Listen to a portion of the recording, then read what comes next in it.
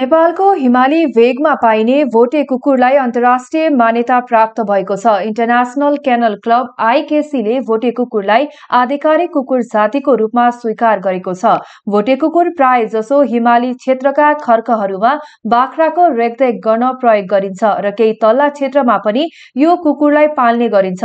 18 भन्दा बढी भोटे कुकुरको डीएनए परीक्षण गरिएको थियो र सयौं कुकुरलाई चिप लगाएर निगरानीमा राखिएको थियो। भोटे कुकुरको प्रवर्धनका लागि 2079 सालमा नेपालमा पहिलो क्लब स्थापना गरिएको थियो।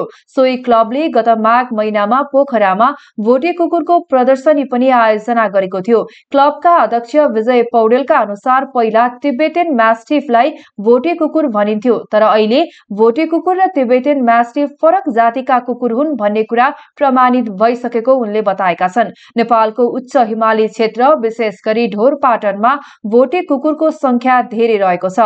सोही कारण क्लबले आगामी दोस्रो प्रदर्शनी ढोरपाटनमै आयोजना गर्ने निर्णय गरेको छ।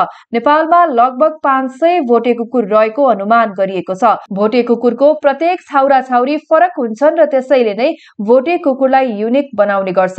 भोटे कुकुरको छाउराको मूल्य 40,000 रुपैयाँसम्म र छाउरीको मूल्य 30,000 रुपैयाँसम्म पर्न जाने पौडेलले बताएका छन्।